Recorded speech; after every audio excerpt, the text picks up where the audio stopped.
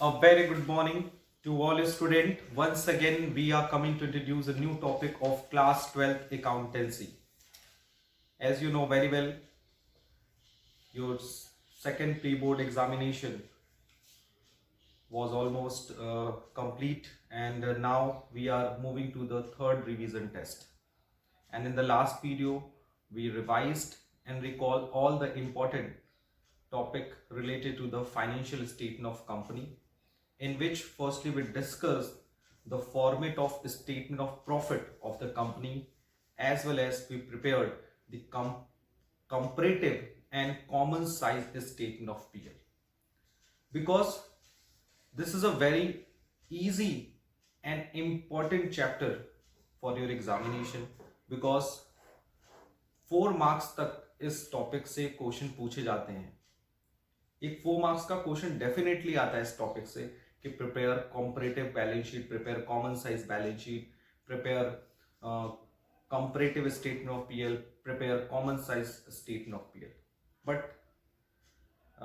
when I was checked your copy, your pre-board answer sheet, so I feel that most of these students have a no idea about the how company prepare its common size statement and comparative statement. Basically, अगर आपको किसी topic को अच्छे से समझना है, जानना है, उसको रिवाइज करना है, तो उसके कुछ बेसिक पॉइंट को समझ लो। अगर हम लोग बात करते हैं टूल्स की, tools for analysis of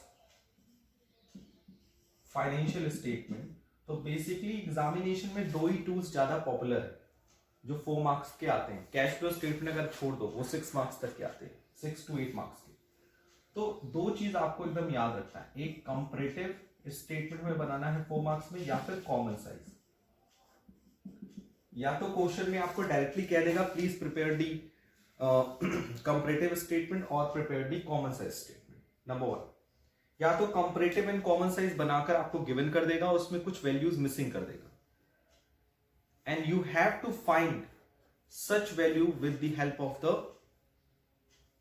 other data.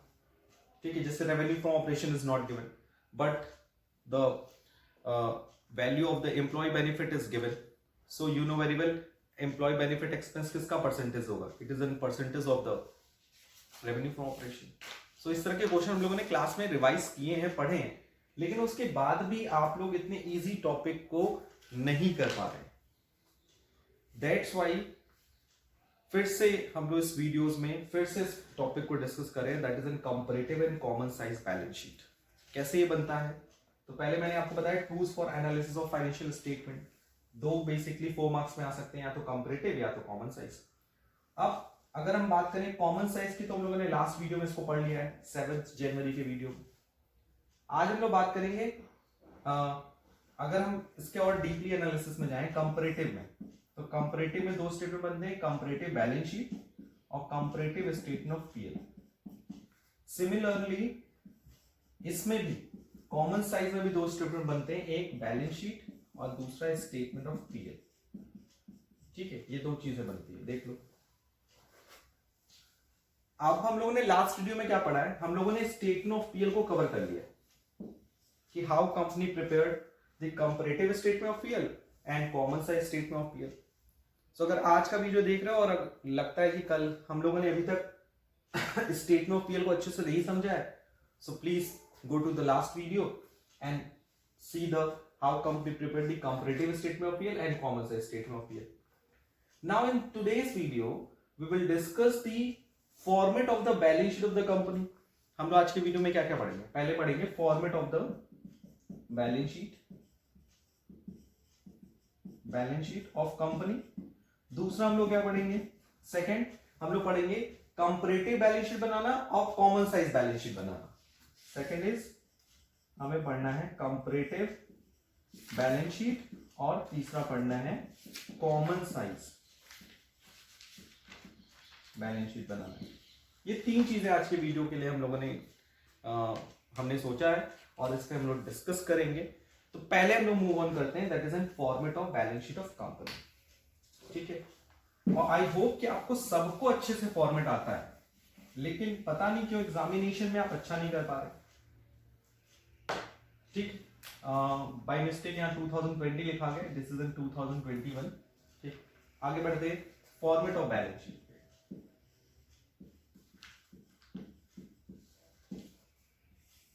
If we see the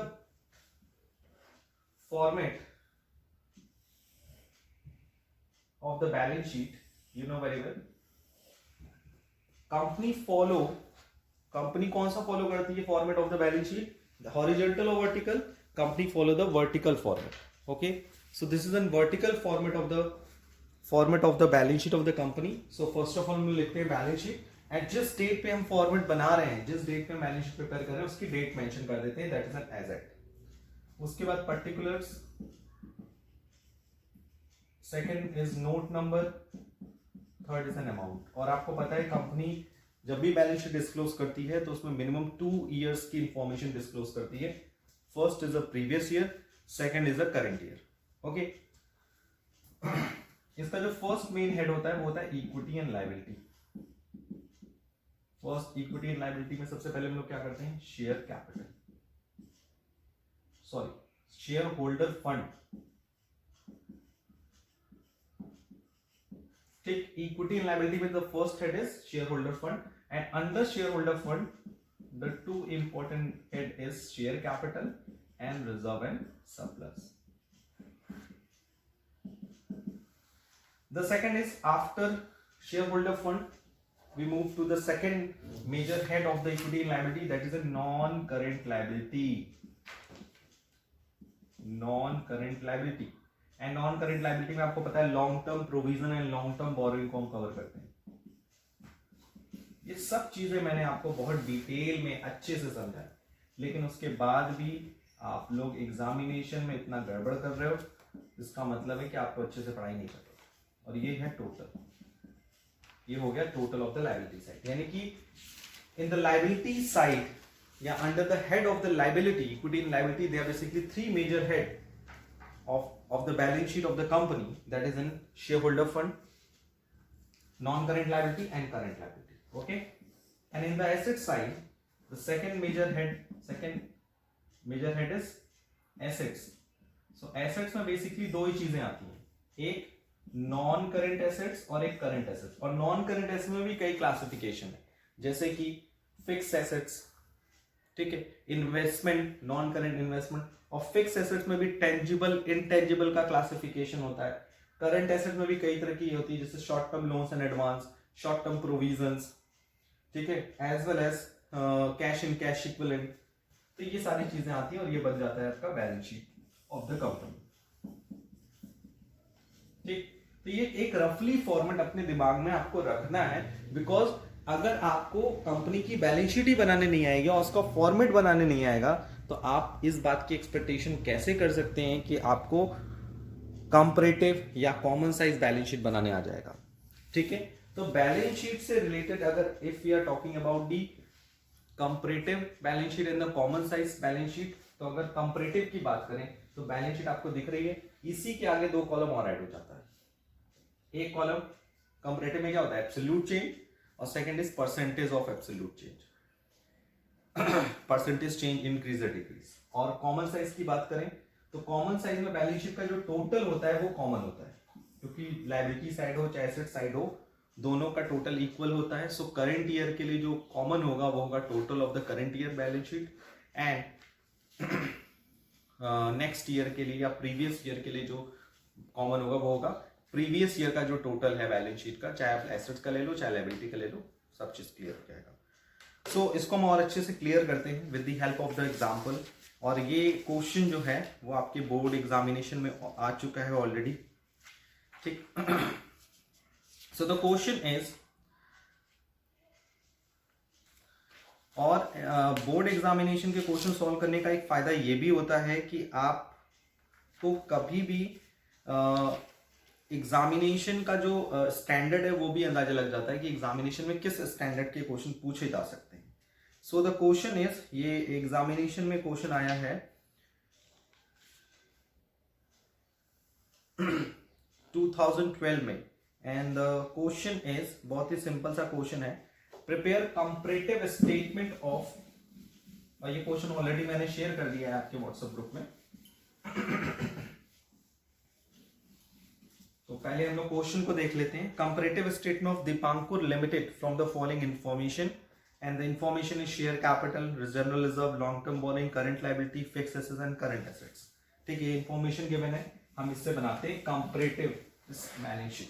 तो सबसे पहले हमें क्या करना पड़ेगा, फर्स्ट ऑफ ऑल हम लिखेंगे comparative balance sheet of Deepankur limited, और कब बना रहे हैं, 2018 एंड 17। तो ये 2018 and 17 and the format is, format आपको पता है कंपैरेटिव का क्या होता है, first column is particulars, second is a note number, third is current year और प्रीवियस ईयर। आपको पता है, तो पहले प्रीवियस ईयर की वैल्यू लिखते हैं, फिर करंट ईयर की वैल्यू लिखते हैं, और फिर उसके बाद जो कॉलम होते हैं वो होते हैं, नेक्स्ट हेडिंग होता है that is an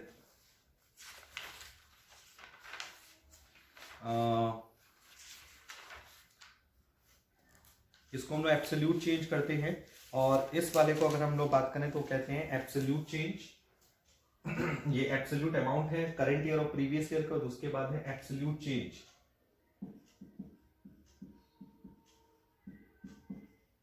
absolute changes. ठीक, तो ये हो गया absolute changes, third column.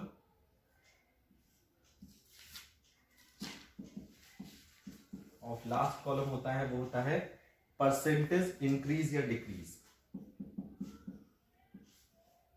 Increase या फिर decrease.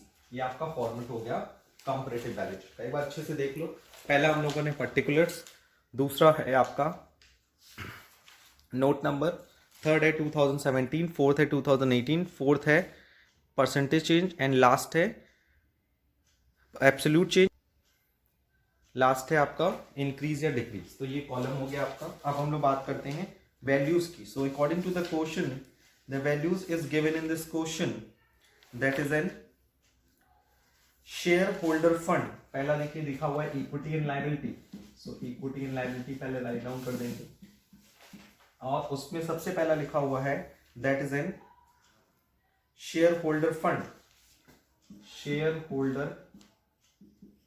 Fund. And share holder fund में आपको पता है शेयर कैपिटल, रिजर्व सरप्लस आता है, बट इस क्वेश्चन में कोई भी वैल्यू गिवन नहीं है, मतलब अंदर कोई वैल्यू गिवन नहीं है, शेयर कैपिटल कितना है, रिजर्व सरप्लस कितना है। तो 4 lakh and 8 lakh total given है, तो उसको हम डायरेक्ट लिख देंगे। उसके बाद लिखा है non current liability, so this is a non current liability, and the non current liability of this is 2 lakh and 5 lakh. Last one is a current liability, current liability कितना गिवन है, that is N 2 lakh and 3 lakh. So total of the liability side is, और total हर जगह करेंगे, absolute change हो चाहे percentage change हो, total का भी निकलेगा। So total liability 8 lakh and 16 lakh. Okay, the second is assets, and assets में क्या गिवन है, एसेट्स में आपका गिवन है first will be a non current assets and current assets.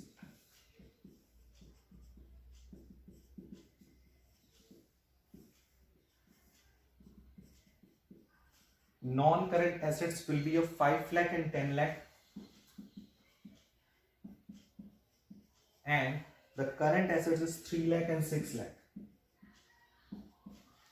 and the total of the assets is 8 lakh and 16 lakh. This is an information which are given in this question in roughly form.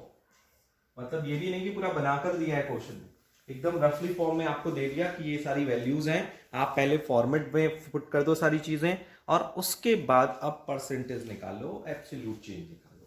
तो चलो देखते हैं आगे, आगे देखो इसमें। अब इसमें देख रहे हो आप लोग 4 लाख है 8 लाख है, तो एब्सोल्यूट चेंज का फॉर्मूला क्या होता है, मैंने बताया था previous current year minus previous year, यानी जो करंट ईयर उसमें से माइनस कर दो प्रीवियस ईयर को, और परसेंटेज चेंज का फॉर्मूला होता है वो होता है that is an absolute change, यानी जो एब्सोल्यूट चेंज आया है उसको डिवाइड करो किससे, प्रीवियस ईयर की वैल्यू से और मल्टीप्लाई कर दो 100 से।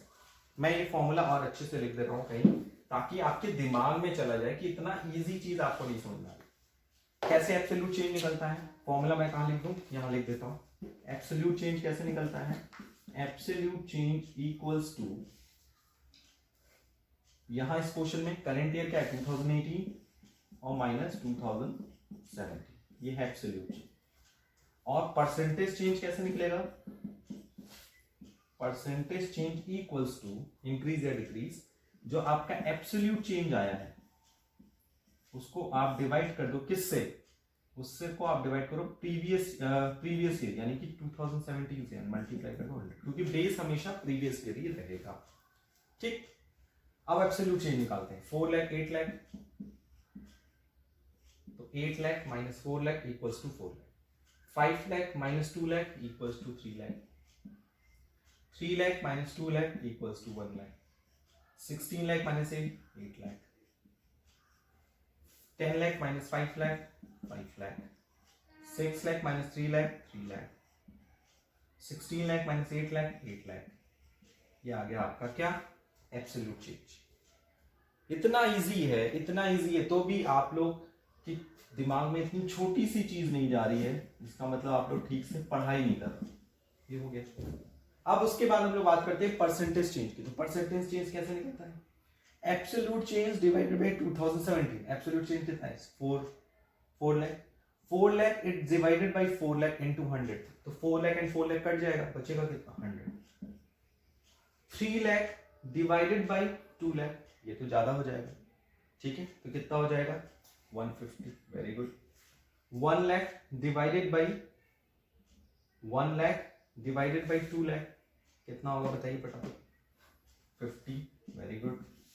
यहाँ 3 लाख एब्सोल्यूट चेंज आया which is greater than the 2 lakh, so you know very well. Now 8 lakh is 100, okay? अगर पॉइंट से ज्यादा आता है तो आप पॉइंट के आगे 0 लगा सकते हैं, बट यहाँ परसेंटेज का साइन नहीं लगा। 5 lakh divided by 5 lakh is 100 and 3 lakh divided by 3 lakh that is at 100, okay? And now 8 lakh is 100, okay? So you can see that this is a solution of the very important question which are asked in the examination 2018, and the question is asking about the comparative balance sheet, and you can see that how company prepared its the comparative balance sheet and how company calculate the absolute change and percentage change increase and decrease, okay? ऐसे ही आपको present करना है। Now we are moving to the preparation of the common size balance sheet, ठीक है? अब इसी question का डिक्टो यही सेम इंफॉर्मेशन है, अब इसी क्वेश्चन का हम कंपैरेटिव की जगह क्या बनाना चाह रहे हैं, कॉमन साइज। तो कॉमन साइज में क्या होता है, पहले तो जो ये हमने किया बनाया है इसको पहले मैं रफ कर देता हूं, फॉर्मेट क्योंकि चेंज हो जाएगा। बैलेंस शीट सेम, बट अब हम कंपैरेटिव की जगह क्या बनाएंगे, कॉमन साइज। इससे दो फायदा होगा, कम टाइम में आपको दोनों कॉन्सेप्ट पता चल जाएगा और दूसरा डिफरेंस पता चल जाएगा कि कंपैरेटिव में क्या करते हैं और कॉमन साइज में क्या करते हैं। तो this is N common size balance sheet, नाम से क्लियर है। कॉमन होता था ना, मैच वैच खेलते तो कॉमन होता था, जो हर टीम के लिए खेलता था, हर टीम में फील्डिंग करता था, हर टीम में बैटिंग करता था। उसी तरह से जब हम कॉमन साइज बैलेंस शीट बनाते हैं तो उसमें जो कॉमन होता है ना, बैलेंस शीट में कॉमन क्या होता है, टोटल दिख रहा है, ये टोटल और 16 लाख, यानी जो करंट ईयर का टोटल कितना है 8 लाख है, और प्रीवियस ईयर का टोटल करंट ईयर का टोटल कितना है 16 लाख, और प्रीवियस ईयर का टोटल कितना है 8 लाख। ये दोनों ही टोटल इस बैलेंस शीट के लिए कॉमन है। करंट ईयर के लिए कितना कॉमन है 16 लाख, और प्रीवियस ईयर के लिए कितना कॉमन है 8 लाख। उसी के बेसिस पे हम लोग क्या करते हैं, परसेंटेज निकालते हैं। देख लो कैसे निकलता है, फॉर्मेट इसी के आगे बढ़ जाता है और यहाँ पर बन जाता है 2 इनर कॉलम, ठीक। और यहाँ लिखते हैं percentage of total of balance sheet, और यहाँ 2017 और यहाँ 2008, यानी जो परसेंटेज निकलेगा वो टोटल का निकलेगा। और रेवेन्यू फ्रॉम ऑपरेशन में हम लोग क्या करते थे, कॉमन क्या होता था, revenue from statement of PL में कॉमन क्या होता था, स्टेटमेंट ऑफ पीएल में कॉमन होता था that is N revenue from operation. तो जब भी हम कॉमन साइज की बात करते हैं, कॉमन साइज की, तो बैलेंस शीट में कॉमन क्या होता है, टोटल, और statement of profit and loss में कॉमन क्या होता है, रेवेन्यू फ्रॉम ऑपरेशन। तो इसलिए लास्ट वीडियो में आप लोगों ने देखा था कि we calculate the percentage in the common size statement of PL with taking the base of with the base that is an RFO, revenue from operation। अब हम जो बैलेंस शीट बना रहे हैं, तो बैलेंस शीट का जब कॉमन साइज पार्ट बनाएंगे तो कॉमन क्या रहेगा, total, and total is 8 lakh. So कैसे निकलेगा, पहले हम प्रीवियस ईयर को सॉल्व करेंगे, फिर करंट ईयर को सॉल्व करेंगे। प्रीवियस ईयर में कितना है, 4 lakh divided by 8 lakh into 100 that is in 50। 2 lakh divided by 8 lakh into 100, 1/4 आएगा, that is 25। 2 lakh divided by 8 lakh, similarly 25, and 8 lakh divided by 8 lakh, that is 100। 5 lakh divided by 8 lakh, 5 lakh divided by 8 lakh into 100 कितना आएगा, खुद clear करो। 5 lakh divided by 8 lakh, that is 62.50। 3 lakh divided by 8 lakh, that is then 37.50, and 8 lakh divided by 8 lakh into 100, that is then 100।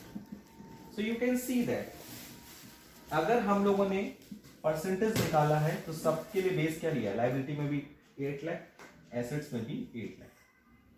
Similarly जब हम 2018 का common size बनाएंगे तो 8 lakh divided by 16 lakh, आप किसको बेच लेंगे, 16 लाख, ये आ जाएगा आपका 50। 5 lakh divided by 16 lakh into 100, that is in 31.25, and last 3 lakh divided by 16 lakh into 100, 18.75। so और लास्ट में 16 lakh divided by 16 lakh is 100, यानी जो आपका टोटल है उसका हमेशा परसेंटेज 100 आएगा। जैसे रेवेन्यू फ्रॉम ऑपरेशन में स्टेटमेंट ऑफ पीएल में रेवेन्यू फ्रॉम ऑपरेशन का क्या आता था, टोटल आता था 100, ठीक है। Okay, so now let's be discussed the asset side, that is N 16 lakh 10 lakh के लिए और 6 लाख के लिए। सो 10 lakh divided by 16 lakh into 100, that is 62.50। 62.50 से सेम है, और ये भी है 37.50। सो this is the common size balance sheet of the similar question, जिसको अभी हम लोगों ने कंपैरेटिव बैलेंस शीट प्रिपेयर किया।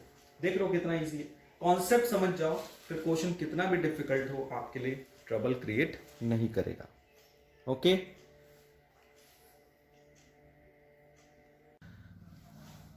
सो now let's we move to the next topic of today's video, क्योंकि आज के वीडियो में हम लोगों ने बात किया था कि पहले हम लोग बैलेंस शीट बनाना सीखेंगे, फिर हम लोग बनाना सीखेंगे कंपैरेटिव बैलेंस शीट, फिर कॉमन साइज बैलेंस शीट, और ये जो क्वेश्चन हम लोगों ने सॉल्व किया है ये आपके बोर्ड एग्जामिनेशन में आ चुका है। So let's we move to the next topic of today's video, that is N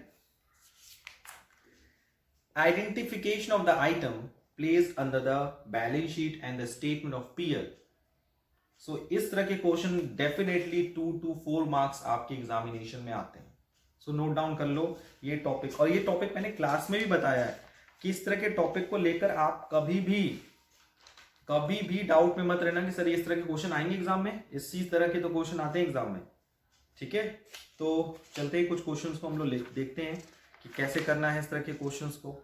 सो देखो सबसे पहली चीज है, पहले मैं क्वेश्चन बताता हूं आपको, और ये क्वेश्चन मैंने आपको शेयर भी किया हुआ है। कुछ आइटम्स हैं, जैसे क्वेश्चंस क्या होगा, under which head following item shown under balance sheet of under which head and सब हेड, मान के चलना अगर हेड लिखा है तो आपको अपने सिक्योरिटी के लिए आपको सब हेड भी लिखना पड़ेगा एग्जाम में। तो under which head the following item shown under the balance sheet of company, ये क्वेश्चन है और कुछ आइटम्स गिवन कर दिए जाए and the items is okay. So items पे हम लोग डिस्कस करते हैं।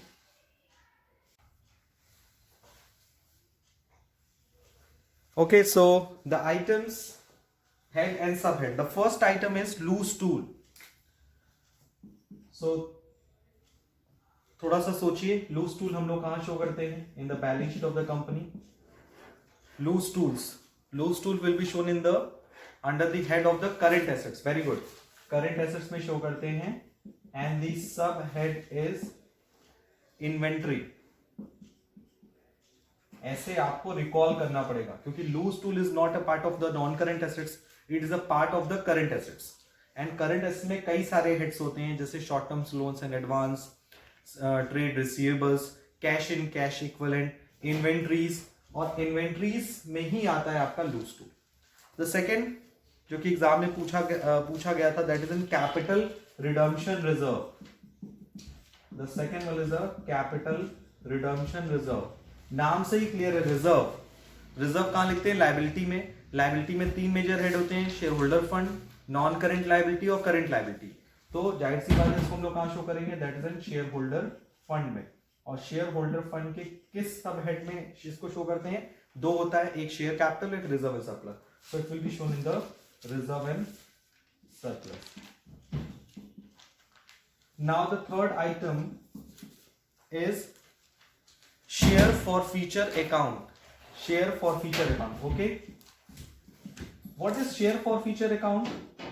As you know very well, share for future account is an account which are used at the time of the forfeiture of the share. यानी जब कोई share पे कोई भी कॉल्स मनी या अलॉटमेंट मनी नहीं देता तो उसके शेयर को कंपनी क्या कर लेती है? फॉरफीट कर लेती है, और उस फॉरफीचर मनी को एक स्पेसिफिक अमाउंट अकाउंट में ट्रांसफर कर देती है, which is known as the share forfeiture account. तो share forfeiture account it is an profit on the share, और शेयर का जो प्रॉफिट होता है वो रीइश्यू के बाद कहां ट्रांसफर हो जाता है? कैपिटल रिजर्व में। लेकिन रीइश्यू के पहले वो किस अकाउंट में रहता है? शेयर फॉरफीचर अकाउंट में। इसीलिए ये भी शेयर होल्डर फंड में जाता है, बट रिजर्व में नहीं जाता, कैपिटल रिजर्व में नहीं जाता। ये कहां रहता है? It will be shown under the share capital. इसे शेयर कैपिटल में ही रहने देते हैं, यानी शेयर कैपिटल में subscribe and paid up capital में इसको ऐड कर देते हैं। The next and the very important is mining rights. नाम से थोड़ा सा समझिए, माइनिंग राइट्स। राइट्स है आपके पास माइंस का, यानी आप माइंस को एक्सट्रैक्ट कर सकते हैं। उससे आप क्या कर सकते हैं? कोल को या जिस भी चीज की माइन है उस पर आप उसको नेचुरल रिसोर्सेज को एक्सट्रैक्ट कर सकते हैं। तो इस तरह के राइट्स आपको एक तरह के स्पेशल राइट्स होते हैं, और ये राइट्स आपकी एसेट्स होती हैं। तो शॉर्ट टर्म एसेट्स तो होगी नहीं, क्योंकि माइनिंग राइट्स कई सालों के लिए मिलते हैं, जैसे 10 साल, 15 साल, 20 साल के लिए मिल गए। तो ये पहले तो आपका हो गया नॉन करंट एसेट्स, ठीक है। अब ये नॉन करंट एसेट्स हुआ and it will be shown in the which head? Non current assets है, तो नॉन करंट एसेट में क्या होता है? Tangible, intangible. फिक्स एसेट्स का टेंजिबल, इनटेंजिबल, और non current investment. Non current investment ये फिक्स एसेट्स के इंटेंजिबल पार्ट में काउंट होता है। कहां काउंट होता है? इंटेंजिबल पार्ट में। So these are the 4 important item जो कि एग्जामिनेशन में पूछे गए थे। आइए कुछ और आइटम्स पे भी हम लोग डिस्कस कर लेते हैं। Item number 5th। Item number 5th is, नाम से थोड़ा सा वो करिएगा आप लोग, अंदाजा लगाइएगा। दैट इज एन 10% डिबेंचर, यानी कंपनी ने डिबेंचर इशू किया 10%। सो 10% डिबेंचर। अब पहले डिबेंचर इशू करता है तो पहले बताओ ये सोर्स ऑफ फंड का कौन सा है? डिबेंचर ओनर्स फंड है कि बोरोड फंड है? It is N borrowed fund. Owner's fund कहां शो करते हैं? शेयर होल्डर फंड में। बोरोड फंड कहां शो करते हैं? Non current liability. सो इसे हम लोग शो करेंगे नॉन करंट लायबिलिटी में शो करेंगे। और नॉन करंट लाइबिलिटी के किस हेड में शो करेंगे, लॉन्ग टर्म बोरोइंग में शो करेंगे। कि कोई भी कंपनी जब भी लॉन्ग टर्म बेसिस पे लोन लेती है तो वो क्या करती है, 10% डिबेंचर इशू करती है। Okay, let's we take the sixth item. The sixth item is proposed dividend and it is very popular और मोस्ट ऑफ द एग्जामिनेशन में ये पूछा जा रहा है आजकल कि बताओ प्रपोज्ड डिविडेंड कहां शो करते हैं। Proposed dividend, what is proposed dividend, any dividend which are proposed in the annual general meeting, यानी जो डिविडेंड कंपनी के शेयर होल्डर या डायरेक्टर्स प्रपोज करते हैं in the annual general meeting. और एनुअल जनरल मीटिंग कब होती है, it is organised after the preparation of the financial statement of the company. So proposed dividend will be shown, it will not shown in the balance sheet, इसे हम balance sheet में show नहीं करते, इसे कहां शो करते हैं, outside the balance sheet as a footnote. Footnote में दो चीजें शो करते हैं, एक कॉन्टिजेंट लायबिलिटी और एक प्रपोज्ड डिविडेंड। तो ये बात याद रखिएगा। कुछ आइटम्स और रहते हैं जैसे कमिटमेंट्स, ये भी कहां शो करते हैं, बैलेंस शीट के बाहर, इसे बैलेंस शीट के अंदर प्लेस नहीं करते। तो बैलेंस शीट के बाहर कौन कौन से आइटम शो करते हैं, first is a proposed dividend जो बहुत पॉपुलर है। कमिटमेंट्स, अगर कंपनी ने किसी तरह का कोई कमिटमेंट्स दिया हुआ है वो भी हम बैलेंस शीट के आउटसाइड शो करते हैं। और number third is a contingent liability, यानी कोई ऐसी लायबिलिटी जो प्रेजेंट में कंपनी की लायबिलिटी नहीं है but in future, near future किसी इंसिडेंट से वो कंपनी की लायबिलिटी बन सकती है। So proposed dividend will be shown in the footnote outside the balance sheet, यानी इसे हम लोग बैलेंस शीट के अंदर शो नहीं करते। ओके, सो और भी फुटनोट में और कौन कौन से आइटम्स आते हैं मैं इसी के साथ साथ लिख देता हूं, जैसे कॉन्टिजेंट लायबिलिटी और number second will be a commitments, अगर कंपनी किस तरह का कोई कमिटमेंट करती है तो। Okay, so today we cleared the three important basic knowledge regarding the comparative and common size balance sheet, as well as we discussed the very popular question which are generally asked in the examination, that is in under which head the following items shown under the balance sheet of the company। याद रखना ये कम से कम 2 marks का, maximum 4 marks का आपके exam में आ सकता है। और ये जितने आइटम्स मैंने आपके सामने लिखे हैं ये सब एग्जामिनेशन में पूछे जा चुके हैं। ओके, सो आज के लिए इतना ही। Thank you, thanks a lot and take care. Apart from this, if you have any doubt और suggestion regarding this video, please ask me in the online classes and WhatsApp group. Bye bye.